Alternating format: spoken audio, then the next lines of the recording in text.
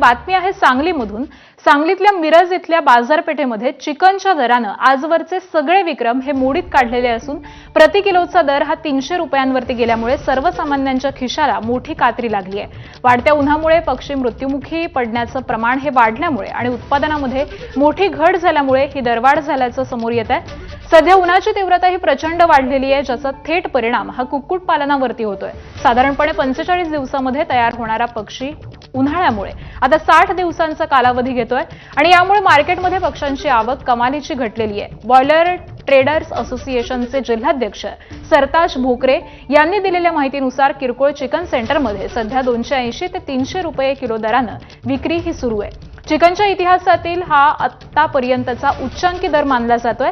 अशीच दरवाढ कायम राहिली तर खवय्यांना आतापासूनच आषाढ पाळावा लागतो की काय अशी परिस्थिती निर्माण झालेली आहे।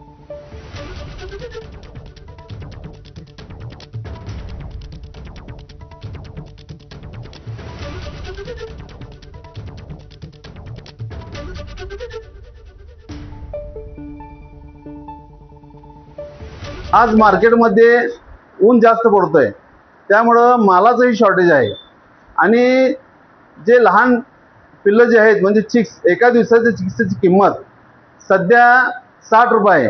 जे चिक्स आणि ब्रॉयलर पक्षी ते 45 ते 42 ते 25 दिवसामध्ये 3 किलो व्हायला पाहिजे, तो आज पक्षी 60 दिवस घेतोय। आता लोकांचं गैर काय समज होतोय की आता रमजान महिना आहे आणि ईद आहे, ईद असल्यामुळे दुकानदारांनी मुद्दाम दर वाढवलेला आहे। अशी काय परिस्थिती नाही आहे। तर ह्या पोल्ट्री फार्मला सुद्धा प्रशासनाने काहीतरी मदत प्रशासनाकडून व्हावी। आणि या बातमीसह ब्रेकफास्ट न्यूज मध्ये वेळ झालेली आहे इथेच थांबण्याची। पुढील अपडेट माधवीसह ताज्या घडामोडींसाठी पाहत रहा एबीपी माझा।